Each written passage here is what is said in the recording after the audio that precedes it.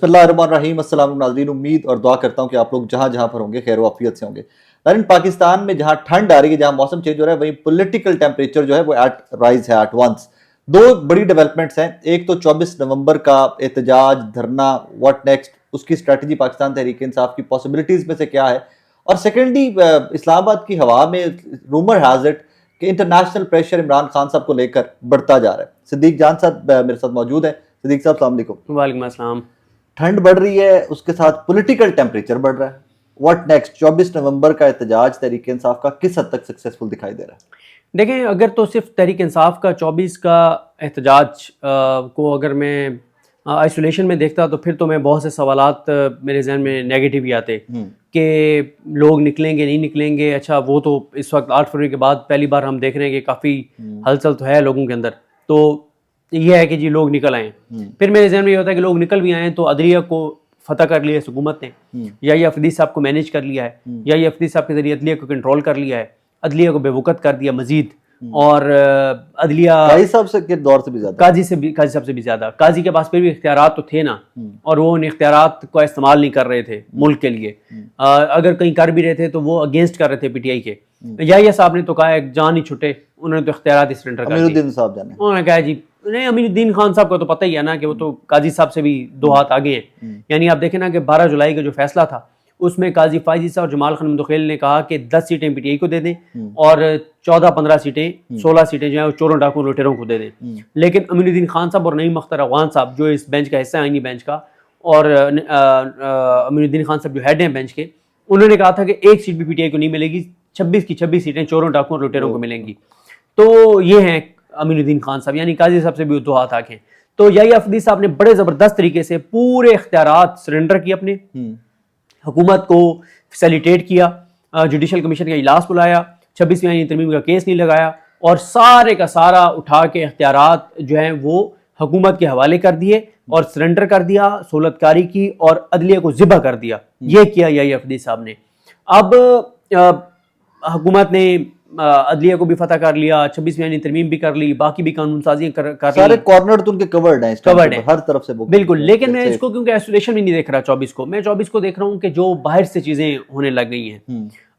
मतलब अभी जो यूके से एक लेटर सामने आया है, और इसी तरह से कांग्रेस के जो मेंबर्स हैं 46, उनका जो लेटर है, तो जब मैं इसको देखता हूँ, जब मैं देखता हूँ कि जो बाइडन की जमात हार गई है और ट्रंप को आना है, और इंटरनेशनली मैं ओवरसीज पाकिस्तानियों को एक्टिव होता हुआ देखता हूँ, तो फिर मुझे लगता है कि सिर्फ आप 24 को आइसोलेशन में नहीं देख सकते। हाँ, ठीक है, 24 को आइसोलेशन में नहीं देख सकते। अच्छा, फिर एक लम्हे के लिए हम ये बात करते हैं, जब ये बहुत ज़्यादा बात होती है कि ये 24 को बंदे लेके आ भी जाएंगे तो अब क्या होगा। सर, ये कहना आसान होता है कि क्या होगा। देखें, चलें पहले इस पर बात करते हैं कि बंदे नहीं निकले, सिनेरियो पे चले बात करते हैं, इस पे नाकाम हो गए। अच्छा, अगर 24 का एहतजाज पीटीआई का नाकाम हो जाता है तो इसका क्या मतलब है कि नून लीग मजबूत हो गई है? इसका क्या मतलब है हुकूमत मजबूत हो गई है? इसका क्या मतलब है कि मुल्क के अंदर इस्तेकाम आना शुरू हो गया? इसका क्या मतलब होगा कि महंगाई कम होना शुरू हो जाएगी? इसका क्या मतलब है रोजगार आना शुरू हो जाएगा, इंडस्ट्रियां फैक्ट्रियां मिलें खुलना शुरू हो जाएंगी, बिजली सस्ती हो जाएगी, कंप्यूटर खुल जाएगा। ठीक है, मैं नहीं, वो तो सर 24 के एहतजाज की नाकामी की सूरत में मुल्क के अंदर ये हुकूमत मजीद तबाही और बर्बादी लाएगी, और पीटीआई को कोई फर्क, पीटीआई के लोगों को कोई फर्क नहीं पड़ेगा। वो तो भुगत रहे हैं केसेस, 2-4 और हो जाएंगे। जहां पे 50 केस हैं 5 और हो जाएंगे, 10 और हो जाएंगे, 60 हो जाएंगे।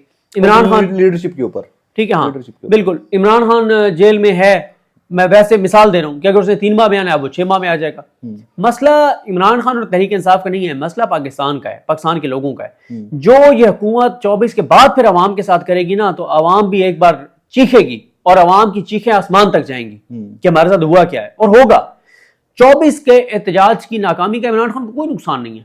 इमरान खान को क्या नुकसान है? वो तो कॉन्फिडेंट है, वो क्लियर है, वो बिल्कुल आराम से बैठा हुआ है। मसला तो है उस अवाम का, जिस अवाम को हुकूमत कहेगी कि 24 का तुम 24 गुजर गई, बस अब तो वो समझे हुकूमत कहेगी अब तो आगे कोई हमारे लिए चलेगी। सदीक साहब, अगे कड़ी कसर छड़ दे पे जिम्मेदारों के साथ जो टैक्सेशन एंड ऑल जिम्मेदारों नाल की हुंदा पे, आगे कड़ी कसर रह गई है कि भी और नहीं और निकालेंगे सर। और मैं कहता हूं कि ये उस जगह तक लेके जाएंगे जब चौकों और चौराहों पे इज्तिमाई खुदकुशियां होंगी, सैकड़ों लोग इकट्ठे खड़े होकर खुदकुशियां करेंगे, ये उस जगह तक मामला को लेकर जाएंगे। और लोग भी जब तक इज्तिमाई खुदकुशियों तक का मामला नहीं आएगा, लोगों को भी लोगों के अंदर भी एहसास नहीं जागेगा कि हम जो हाथ पे हाथ रख के बैठे। तो मतलब आप बाकी छोड़े ना, मैं कल कल शायद सुन रहा था नजीम सेठी साहब, अब तो नजीम सेठी साहब ने भी कह दिया है कि नौजवानों को वीपीएन के मामले पे बाहर निकलना चाहिए, सड़कों पे आना चाहिए। यानी अब नजीम सेठी साहब ये बात, वो शख्सियत है कि नवाज शरीफ साहब बरतानिया में थे, किसी से नहीं मिलते थे, अपनी लीडरशिप से नहीं मिलते थे। सेठी साहब के साथ पूरा दिन ऑक्सफोर्ड की कैनाल्स में बोट वाली, याद है आपको? हाँ बिल्कुल बिल्कुल। तो मतलब ये हैं सेठी साहब, वो भी अब कह रहे हैं कि नौजवानों को सड़कों पे आना चाहिए, जो वीपीएन वाला मामला है और जो इंटरनेट को स्लो डाउन कर दिया गया, ये सारी चीजें। तो राय साहब 24 का एहतजाज अगर नाकाम होगा तो पीटीआई को नुकसान नहीं है, नुकसान पाकिस्तान का है, पाकिस्तान के लोगों का है, पहली बात।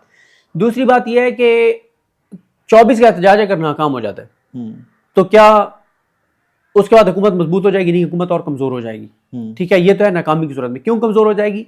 क्योंकि ये बात ठीक है कि नाकामी के बाद लोगों पे सख्तियां आएंगी, लेकिन सख्तियां आएंगी तो हुकूमत तो मजीद अनपॉपुलर होगी ना, हुकूमत के खिलाफ तो नफरत और ज्यादा बढ़ेगी, घुटन और बढ़ेगी।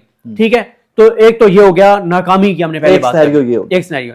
एक है कि लोग निकल आते हैं, बड़ी तादाद में निकल आते हैं, 2-3 दिन मारी होती है, मार धाड़ होती है, शेलिंग है, गिरफ्तारियां हैं, पकड़ धकड़ है, ये है वो है, और लोग निकल आते हैं। हुकूमत सर ना भी गिरी ना तो हुकूमत की कश्ती में सुराख जरूर हो जाएगा। एक और, ठीक है, एक और सुराख, ठीक है। और जजेस जो है ना वो इस चीज को देखेंगे कि नहीं यार अवाम में दमखम है, अवाम निकली है, फिर शायद कहीं ना कहीं अदलिया से आपको कुछ ना कुछ हलचल नजर आए। क्योंकि बात ये होती है, जिससे मेरा इख्तलाफ है इस बात से, लेकिन हमारे बहुत से दोस्त कहते हैं कि अदलिया देख रही है कि सड़कों पे क्या होता है, अवाम निकलते हैं नहीं निकलते। और भाई अवाम जितनी बड़ी तादाद में निकलेगी उतनी ज्यादा परेशानी या अफरीदी साहब को होगी, वो और ज्यादा हुकूमत के हक में जाएंगे। अवाम के निकलने से मुनीब अख्तर साहब को, मंसूर अली शाह साहब को तो एक होप नजर आएगी कि अवाम मुल्क के साथ खड़े हैं, वतन के साथ खड़े हैं, धरती के साथ खड़े हैं, आइन के साथ खड़े हैं, अदलिया की आजादी के लिए खड़े हैं। लेकिन जहां पे उनको होप मिलेगी मंसूर अली शाह साहब को और मुनीब अख्तर साहब को और आइन पसंद और अपने हलफ के साथ जो वफा करने वाले जजेस हैं, वहीं पे याहिया अफरीदी साहब की परेशानी बढ़ेगी। वो और हुकूमत के करीब होंगे। वो इसलिए हुकूमत के करीब होंगे क्योंकि इमरान खान के ये जो एहतजाज, उसका पहला हदफ ही 26वीं आईनी तरमीम। तो जब पहला हदफ ही 26वीं आईनी तरमीम है तो जाहिर है फिर जब 26वीं आईनी तरमीम है तो याहिया साहब तो 26वीं आईनी तरमीम की पैदावार है। क्या पॉसिबिलिटीज है कि कितनी देर एहतजाज के लिए, धरने के लिए पीटीआई बैठी रहे तो 26वीं आईनी तरमीम के ऊपर कोई ले दे हो सकती है कि बैठ के बात करते हैं यार? सर ये कुछ भी कहना कबल अज़ वक्त है, कुछ भी नहीं पता। जब कोई बेशर्मी और ढटाई पे उतर आए तो आप 6 महीने बैठ रहे हैं। लेकिन बात वही है कि अगर वो आके और बैठ गए, डी चौक ना भी बैठे, कहीं बैठ जाए, 26 नंबर पे बैठ, कहीं पे आके बैठ जाए, उससे होता पता है क्या है? उससे होता यही है कि पूरा फोकस उधर चला जाता है। हर वक्त तकरीरें हो रही हैं, सोशल मीडिया कैंपेन चल रही है, इंटरनेशनल चीजें हो रही हैं, पहले इंटरनेशनल चीजें होने लग गई हैं। तो इसलिए मैं अर्ज कर रहा हूँ कि आइसोलेशन में चीजें नहीं हैं, चीजें बहुत सारी जगहों पे हैं। 24 को ओवरसीज पाकिस्तानी हर मुल्क के अंदर एहतजाज कर रहे हैं। कुछ आप देखें ओवरसीज पाकिस्तानी अभी बड़े एक्टिव हैं कि वो ओवरसीज पाकिस्तानी उधर से बैठ के यहाँ पाकिस्तान में लोगों को कॉल्स कर रहे हैं, मोटिवेट कर रहे हैं आप निकले। जो लोग आना चाहते हैं उनके पास वसाइल नहीं है, उनको फैसिलिटेट कर रहे हैं। तो ओवरसीज पाकिस्तानी जो है वो बहुत ही ज्यादा एक्टिव हैं और कोई बड़ा ब्रेक थ्रू 24 को हो सकता है। अच्छा सिद्दीक साहब, बिफोर इट के फर्दर चीजें एस्केलेट हों, लेकिन पाकिस्तान तहरीक इंसाफ के अंदर भी तो टूट फूट की खबरें आ रही हैं। आज भी कुछ इस्तीफे आए पेशावर से। देखें पीटीआई के अंदर जाहिर है इश्यूज तो हैं, और पीटीआई के अंदर कुछ लोग ऐसे हैं जो चाहते हैं कि अंदरूनी इख्तिलाफात इतने बड़े कि पीटीआई को नुकसान हो, और वो कहीं और अलाइंड हैं जो लोग ये कोशिश करते हैं। लेकिन मौजूदा जो सूरत हाल है इसमें मैं ये समझता हूँ कि इंटरनल लड़ाई मैटर नहीं करेंगी, क्योंकि देखें इमरान खान की कॉल है। 8 फरवरी के बाद ये पहली मरतबा है कि इमरान खान इतना ज्यादा कम्युनिकेट कर रहे हैं लोगों के साथ, बराह रास्त ऑन कर रहे हैं इमरान खान और बुशरा बीबी के ये मेरी कॉल है। इमरान खान कह रहे हैं मेरी कॉल है, अलीमा खान कह रही है इमरान खान की कॉल है, बुशरा बीबी कह रही है इमरान खान की कॉल है, लीडरशिप कह रही है इमरान खान की कॉल है। और मेरा ख्याल है कि ये वो लोग भी होंगे जो इंटरनल इख्तिलाफात को हवा दे रहे हैं, जो नहीं चाहते थे कि ये एहतजाज हो, जो नहीं चाहते थे कि इस तरह से चीजें हों। या ये तो फैक्ट है ना, ये तो पीटीआई खुद से मानती है कि हम चाहते थे कि थोड़ा टाइम मजीद मिल जाए। ये तो पीटीआई की बड़ी प्राइम और जो फर्स्ट ईयर की लीडरशिप है उनसे भी बात करें आप, I'm sure आपकी बात हुई होगी। वो कहते हैं कि यार हम चाहते थे कि दिसंबर जनवरी तक मामला जाए, कोई तंजीम जरा बेहतर हो जाए, लोग जरा ज्यादा मुनज़्ज़म हो जाए, बट इमरान खान की कॉल है तो इवेंचुअली हमारे पास कोई रास्ता नहीं है। हाँ बिल्कुल, देखें अब इमरान खान ने कॉल दे दी है, अब तीर कमान से निकल चुका है, अब डेट इमरान खान ने दे दी है, बार बार वो बात कर रहे हैं, तैयारियां शुरू हो गई हैं। और 2 दिन पहले तो कोई हलचल नहीं थी ग्राउंड के ऊपर, लेकिन पिछले 2 दिन से आप देखें कि एक्टिविटीज़ हो रही हैं, पेशावर लाहौर में हो रही हैं, पेशावर में, केपीके तो खास तौर पर देखें पीटीआई की तौक़ुआत ज़्यादा हैं भी केपीके से, इसलिए कि वहाँ के लोग आपको पता है जिस किसी भी तरह हद से तक वो वो इमरान खान के लिए किसी भी हद तक जाने के लिए तैयार हैं। और अगर केपीके से 40 से 50 हज़ार बंदा भी आ जाता है तो हाँ, तो गेम इज डन। अगर हाँ। 40-50 हज़ार बंदा आ जाए, 26 नंबर भी बंद किया जा सकता है, उसमें तो 2-4-5 हज़ार डी चौक भी पहुंच सकता है। बिल्कुल। लास्ट में भी तो पहुंच गए। और बस एक चीज़ का पीटीआई के लिए होगा, बार बार जो पीटीआई को देखना होगा कि अभी तक तो पॉजिटिव है चीज़ कि कमेटी होगी इस बार जो सारे मामला को देखेगी, और उस कमेटी के अली मीन गंडापुर एक मेंबर तो हो सकते हैं लेकिन लीड नहीं कर रहे। अगर तो एंड तक यही रहा तो फिर तो कामयाबी के चांसेस हैं। और अगर किसी मौके पे कुछ लोग अभी भी कोशिश कर रहे हैं इंटरनली कि अली मीन गंडापुर को लीड मिल जाए, फाइनल डिसीजन अली मीन हाँ, तो फिर तो बहुत बड़ी तबाही और बर्बादी होगी। 4-5 अक्टूबर से बड़ी बर्बादी होगी तहरीक इंसाफ के साथ, अगर अली मीन गंडापुर को लीडरशिप का रोल मिल गया और लीड करने का रोल दे दिया। और इस बार रोल जो है वो अली मीन गंडापुर के पास नहीं होना चाहिए। डिसीजन में ये होगी कि डी चौक से केपी के हाउस से पिछली तो 12 जिला थी शायद, अभी तो आगे 24 जिले हो नहीं नहीं, इस बार वो कहीं और से इधर उधर हो जाएंगे। इस बार वो कहीं और से वो केपी हाउस आएंगे नहीं।